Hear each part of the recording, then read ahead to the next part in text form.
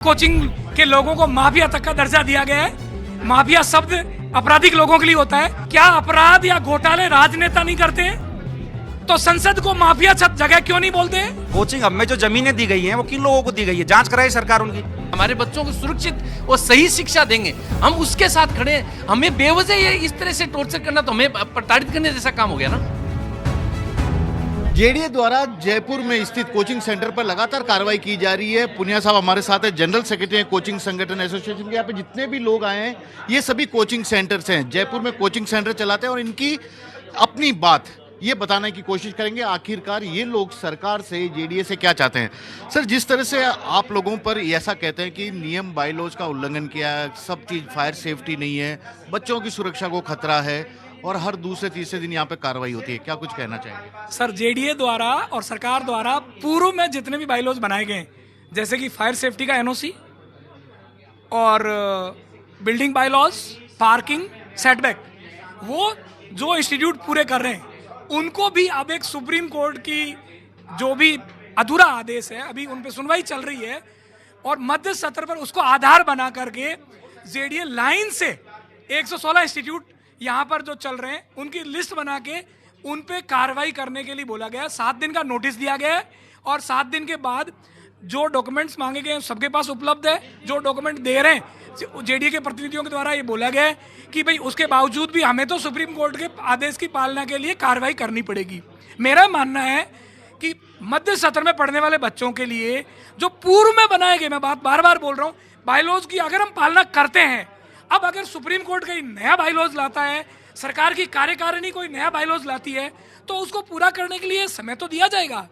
मुझे लगता है कि मुद्दा ये नहीं है, मुद्दा ये है कि सरकार द्वारा एक कोचिंग हब नाम का प्रोजेक्ट बनाया गया जो कि फ्लॉप हो गया, उसकी फोर्सफुल सेलिंग है। ये कोई भी व्यापार को करने के लिए कोई भी सरकार ये कैसे बाध्य कर सकती है कि आप अपनी परचूनी की दुकान फलां जगह चलाएंगे, आप अपना हॉस्पिटल फलां जगह चलाएंगे। हाँ, सरकार नागरिकों की सुविधा के हिसाब से बायलॉज बना सकती है, परिस्थिति बदलने के साथ में बायलॉज में परिवर्तन कर सकती है, नए कानून ला सकती है, उन कानूनों की पालना के लिए हमें बाध्य कर सकती है। बट जोड़ा उठा के 7 दिन में आप शहर के दूसरे कोने में चले जाइए, ये व्यवहारिक है क्या? बात तो यही कह रहे हैं कि 350 करोड़ रुपए का आप लोगों की सुविधा के लिए कोचिंग हब बना है, आप लोग ही वहां जाने नहीं चाहते हैं, क्या वजह है इसकी? कोई कमी है वहां पर या कुछ?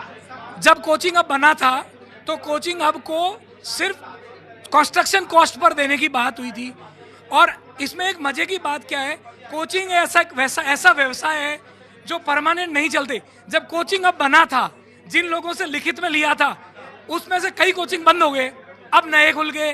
तो आप बताइए कि अगर मैं कोई एक भवन खरीद लूं जो एक पर्टिकुलर व्यापार के लिए फिक्स है, मैं मेरे जीवन भर की कमाई लगा दूं और पता चला 3 साल बाद वो व्यापार नहीं चल रहा है, तो उस भवन का मैं कोई और तो उपयोग ही नहीं कर सकता हूं। तो मैं वो भवन लूंगा या एक किराए का भवन लेके मैं मेरा व्यवसाय चलाने की कोशिश करूंगा। ट्रांसपोर्टेशन इंफ्रास्ट्रक्चर वगैरह की भी बात कर रहे हैं कि शायद वो लोग वहां पे वो भी वो सब मुद्दा भी है, लेकिन मुख्य मुद्दा ये है कि यहाँ पर 90% जो कोचिंग्स हैं वो किराए के भवनों में चल रही हैं, वो किराया दे रहे हैं और अपना व्यापार चला रहे हैं। सरकार वहाँ कह रही है कि आप कोचिंग हब में परचेज कीजिए। आज मेरा एक व्यवसाय चल रहा है, मैं करोड़ों रुपए लगा के परचेज कर दूं, वो जगह पर्टिकुलर मेरे नाम उसी काम के लिए अलॉटेड है, बताइए फिर मैं वहाँ पर क्या व्यापार करूँगा? मेरी उस कमाई का क्या होगा जो मैंने सरकार को टैक्स पे करके करी है? ये क्लियरिटी कोचिंग हब के बारे में कौन देगा? मैं कह रहा हूँ, मना नहीं कर रहे, इसके लिए सरकार के प्रतिनिधि, कोचिंग के प्रतिनिधि के तौर पर बातें होनी चाहिए। हर समस्या का समाधान डायलॉग से होना चाहिए, इसका समाधान फोर्सफुल नहीं होना चाहिए। सुप्रीम कोर्ट की सुनवाई के आधार पर फोर्सफुल बोल रहे हैं, लेकिन देश में शायद कहीं ऐसा नहीं हो रहा। कोटा कोचिंग हब है, सीकर कोचिंग हब, वहां तो हमने नहीं सुना ये सब चीजों के। यही माननीय पत्रकार महोदय, यही मेरा सवाल है कि एक ही व्यापार के लिए एक ही देश में, एक ही राज्य में, अलग अलग शहरों पर अलग अलग नियम कैसे हो सकता है? जो लोग इतने पढ़े लिखे लोग हैं, जो जनता के चुने हुए प्रतिनिधि हैं, वो इस बात को क्यों नहीं सुन रहे? उनके बात समझ क्यों नहीं आ रही है कि बार बार ये कहा जा रहा है कि देश भर में कॉमन कोड होना चाहिए? चलो देश भर में नहीं, अलग अलग सरकारें होती है, एक राज्य को तो कॉमन सरकार चलाती है, आप पूरे राज्य के लिए कॉमन बायलॉज लगाइए, पूरे राज्य के लिए सेम मापदंड बनाइए। पूरे राज्य में हर जगह कोने कोने में कोचिंग अब बनाइए, उसके अंदर सारी कोचिंग को शिफ्ट करिए। हम शिफ्ट होने को तैयार हैं।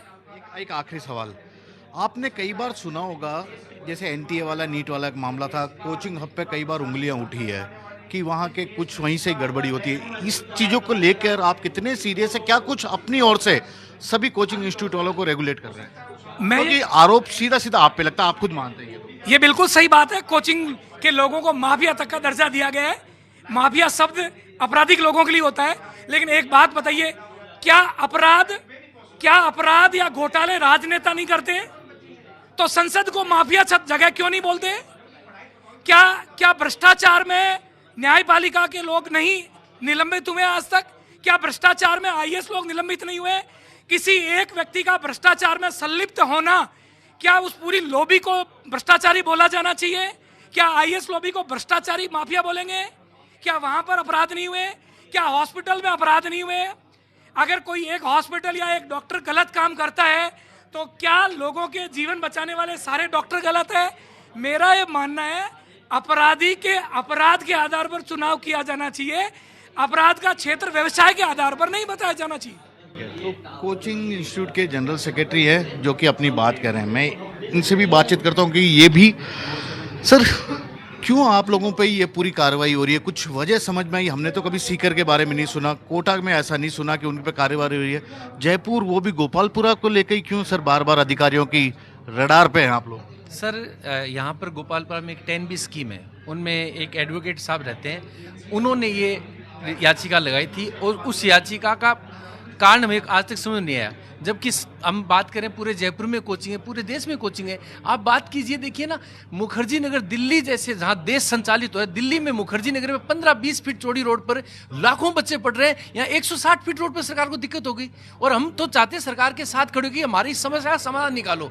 किसी एक वकील के दबाव में आके सरकार ऐसे नहीं झुक सकती। मुझे नहीं लगता। कभी सरकार को बताया आप अपनी बात? ये सब हम सक्षम अधिकारियों तक बात करने की कोशिश कर रहे हैं। हमने कल जेडीयू में जाके बात करी, उन्होंने हमारी बात बहुत गौर से सुनी। ऐसा नहीं कि उन्होंने हमारी बात नहीं सुनी।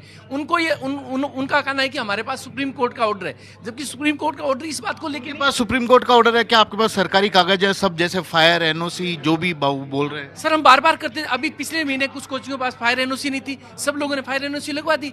हम सरकार के साथ खड़े हुए बच्चों की सुरक्षा। देखिए, ये सौभाग्य है हम लोगों का कि आज तक जयपुर में कभी कोई किसी कोचिंग में हादसा नहीं हुआ, जबकि राज्य के अनेक शहरों में अनेक हादसे पर हम लोग सब कोचिंग वाले पहले दिन से तय करके हमारे बच्चों को सुरक्षित और सही शिक्षा देंगे, हम उसके साथ खड़े हैं। हमें बेवजह ये इस तरह से टॉर्चर करना तो हमें प्रताड़ित करने जैसा काम हो गया ना।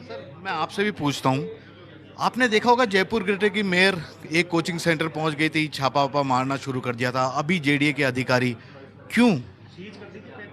देखिए सर, कल भी 45 दिन तक सीज हुई थी। बच्चों की पढ़ाई भी आप लोग समझ सकते देखो हो। सर, क्या है, बिना अकारण सीज करते हैं। और यहाँ पे क्या है कि एक है वकील साहब ने आवारा पशुओं वाले मामले में कोचिंग को जुड़वा दिया। वो जो सुप्रीम कोर्ट में रिट चल रही है वो आवारा पशुओं वाली चल रही है। क्या आवारा पशुओं वालों में कोचिंग को जुड़वा दिया? और उस पर हमारी सरकार का कोई एडवोकेट, सक्षम एडवोकेट था ही नहीं, बोला ही नहीं वहाँ। और वो सुप्रीम कोर्ट के जजेस को तो ये लगा कि कोई 40 फीट की रोड है जहाँ ऐसी व्यवस्था अव्यवस्था हो गई है, और उसने अपना ऐसा बनाया और हमें माफिया कहने लगे। हम सब लोग शिक्षक हैं सर। सॉल्यूशन क्या है? प्रॉब्लम है, सॉल्यूशन ये है कि सरकार की तरफ से एडवोकेट जनरल प्रस्तुत हों, हम हमारा एडवोकेट रखेंगे, और जब तक अगली तारीख तक, जब तक सुप्रीम कोर्ट कुछ ना कहे, हमारे यहाँ सीलिंग की कार्रवाइयाँ ना हों। ये सॉल्यूशन है। एक चीज और, कोचिंग हब आप इतना बड़ा बना रखा है, 350 करोड़ उसकी लागत थी, क्यों शिफ्ट नहीं हो रहे? सरकार भी पूछ, हाँ सरकार पूछ रही है। जब गहलोत साहब सीएम थे, उनकी उपस्थिति में जब कोचिंग हब बना नहीं था, हम सब लोगों की मीटिंग हुई। गहलोत साहब ने कहा कि ये लागत मूल्य पर या फ्री दिया जाएगा। इन लोगों ने 7,000 रिजर्व प्राइस, वो 10,000 में पड़ता है, 3,000 रुपये तो उसका इंटीरियर और उन्हें कराने में लगता है। और यहाँ सब रेंटेड बिल्डिंग है, वहाँ हम खरीदने में मजबूर होंगे। भाई ये कोचिंग बिजनेस बहुत अस्थिर बिजनेस है। बड़े बड़े कोचिंग, बंसल कोचिंग कितना बड़ा कोचिंग था, आज कोई बंसल कोचिंग को जानता नहीं है। रेजोनेंस कितना बड़ा था, आज कोई जानता नहीं है।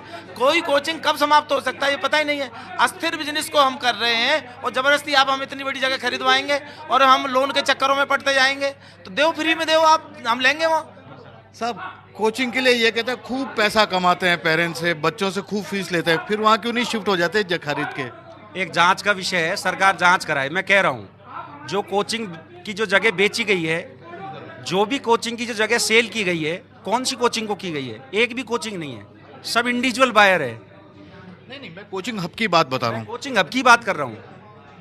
कोचिंग हब में जो जमीनें दी गई हैं वो किन लोगों को दी गई है? जांच कराई सरकार उनकी। एक भी कोचिंग को नहीं दी गई, सिर्फ एक कोचिंग को दी है, उसके अलावा वहाँ कोई कोचिंग ही नहीं है। वहाँ तो बिजनेसमैन घुस गए सब, उनको दी गई है, उन्होंने रेट दिए मनमानी। हमें ये कहा गया था 2019 में गहलोत साहब ने कि हम आपको कंस्ट्रक्शन कॉस्ट पे वो ज़मीन अवेलेबल कराएंगे, कोचिंग हब बनाएंगे, उसके पास में जितनी भी जो जगह है उसको हम जो है उसको ही बोली लगा के बेचेंगे तो वहाँ रेट हाई हो जाएंगे, ये हमें कहा गया था। कंस्ट्रक्शन कॉस्ट 2000 रुपये पर स्क्वायर फीट है, वहाँ मांग रहे हैं वो 7000 रुपये पर स्क्वायर फीट। कोचिंग कैसे बाय कर सकते हैं? तो किराए दे के बेचारे महीने के महीने फिर काम चला रहे कोचिंग वाले। एक आखिरी सवाल आपसे पूछूंगा, आपने सुना होगा कि जब भी पेपर लीक होते हैं तो एक बड़ा आप लोगों पे आरोप लगता है कि कोचिंग माफिया, ये लोग ही करा रहे हैं सब कुछ, क्या कुछ कहना चाहेंगे? क्योंकि सीधा सीधा आरोप आप पे लगता है। सर, मैं पूरे देश को इस बात से अवगत कराना चाहता हूँ, पूरे देश में आज तक कोई घटना जयपुर से संबंधित नहीं हुई है। आज तक के इतिहास में जयपुर का कोई व्यक्ति पेपर लीक में पाया नहीं गया है। आज तक के इतिहास में जयपुर का कोई कोचिंग का कोई व्यक्ति संलिप्त नहीं रहा है। आज तक के इतिहास में जयपुर में कभी कोई सुसाइड नहीं हुआ है, कोई दुर्घटना नहीं हुई है।